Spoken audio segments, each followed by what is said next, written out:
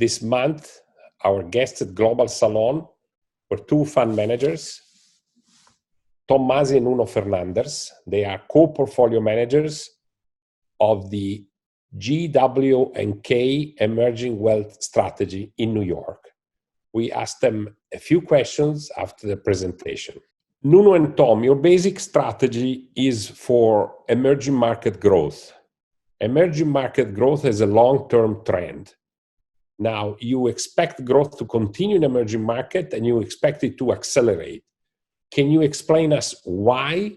And can you explain us in which direction you expect this growth to accelerate? Number one is the COVID impact was a short-term abrupt disruption to the way society operates on a global level. And in emerging markets, especially in China, where it started, the government was very proactive in dealing with it.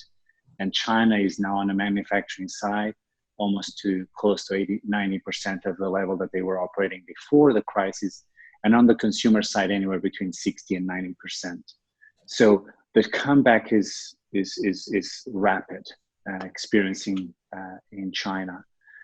Why is this going to accelerate? We believe that because of the slowdown and the impact in the global growth, especially in developed markets, China had already in plan a refocus of its economy to the domestic consumption, to growing the domestic consumption in the last 10 years. The fact that the export markets for them are going to become more challenging is going to accelerate the shift to that refocus on consumption. Additionally, what we're seeing through COVID is that the population is engaging technology and online services in a way that is even faster and stronger than before, which is, we believe, even more efficient for the overall society in China. And so the government is interested in continuing to develop that fastly.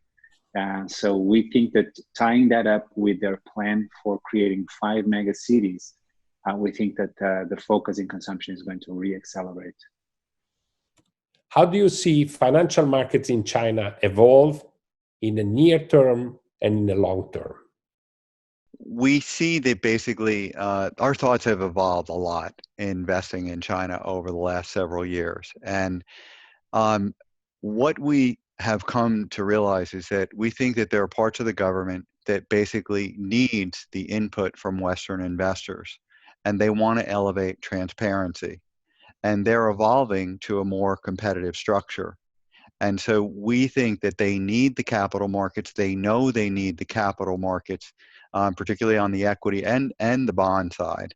And so they are going to continue to reform their policies and practices to elevate transparency.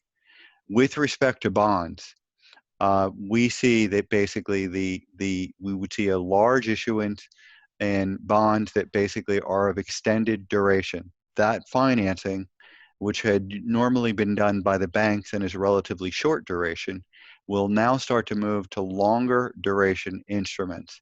We think that China is setting the stage for inflows of capital for the next several years to drive their growth. And if they're going to do that, they're going to have to continue to reform the transparency of both the stock and the bond markets. So we see both the level of trading, the level of transparency increasing over the next 10 to 20 years. And finally, a question about India. You know India, you have invested in India, and you still are investing in India. Can you tell us what has been so far the effect of coronavirus on India, and what do you expect to be in the long term the effect of coronavirus on that country? People need to keep in mind that Modi got reelected with the vast majority of the population's vote. And contrary to the first mandate, where he did a lot of reforms, Modi now controls both the lower house and the upper house. And so the extent of the response that the government has to COVID and any challenges is much more broad. And so we had seen before COVID, Modi come forward and implementing or announcing a very large fiscal stimulus package, multi-year investment plan. And this was important because the Indian economy was slowing down going into the COVID. The reason what we liked about that multi-year investment plan is that it had some of the traces that are necessary for making India more competitive on the manufacturing side, which is really the biggest opportunity of India for the next 25 years, meaning India becoming the natural market for the Chinese manufacturing being exported to India. Now, when it comes to COVID, we all know that the healthcare system in India is very weak. And the government knows that too. And so Modi surprised the nation twofold. Number one is when he closed the borders in the middle of March, early March, including for national Indians. And number two is when he announced, surprisingly, in the middle of March, on a Sunday evening, that what he had characterized was a one-day experiment to lock down the country that Sunday was becoming mandatory for the whole country for a period of, I think it was 2 weeks or 3 weeks, to be revised. And for the most part, we have an analyst based in Bangalore, Sunil, for the most part that is being observed. He thinks that 90% plus observation of that. Obviously, in a country with 1.3, 1.4 billion people, it's a challenge to contain the virus. But they announced the closure of borders before they even reached 10 people in fatality. And they announced a lockdown as well before the 10th fatality. So it was very early on. So we know that they implemented a lockdown early in the spread of the disease.